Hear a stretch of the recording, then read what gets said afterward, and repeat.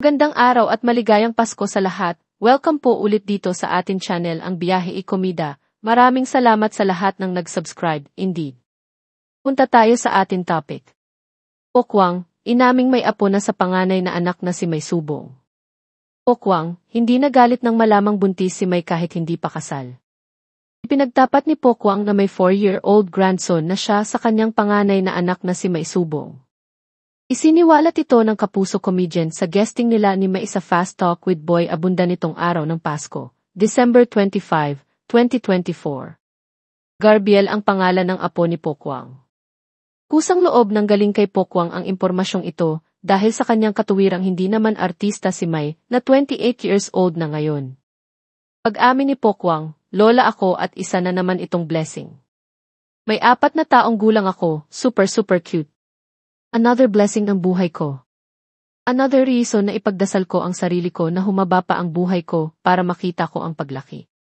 Super cute na bata, super talino. Ako ay isang proud lola. Hindi raw nakaramdam ng galit si Pokwang nang malaman niyang buntis ang kanyang anak na hindi pa kasal. Hindi ako nagalit. Basta makagraduate ka lang, masaya na ako. Sinunod naman niya ako kahit masakit sa likod ang tuition fee niya. Sabi ko, so graduate ka lang, ako na yung pinakamasayang nanay. Ginawa naman niya. Nakagraduate siya, nakapagtrabaho siya. Hindi naman siya naging pasaway na bata. Hindi naman siya naging sakit sa ulo na ana. Like burning nalaman ko na she's pregnant, I am so happy. Hindi ako nagalit. Hindi ko siya sinumbataan. Ibinahagi ni Pokwang na gusto noon ng ex-partner niya si Lee O'Brien na palayasin si May mula sa kanilang tahanaan dahil sa pagbubuntis nito ng hindi pa kasal.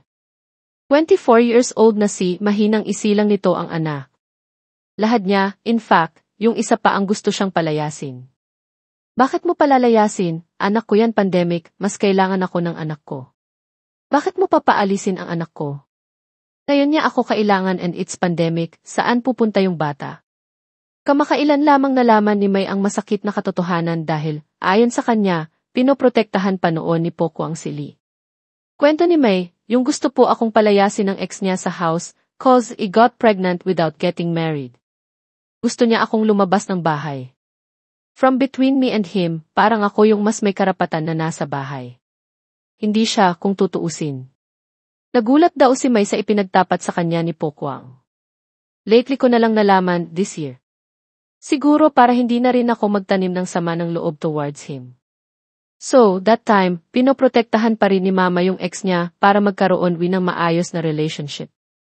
Sa maiksing panayam ng cabinet files kay May, sinabi nitong spoiled at mahal na mahal ni Pokwang ang kanyang anak na si Gabriel na isinilang noong araw ng pandemya.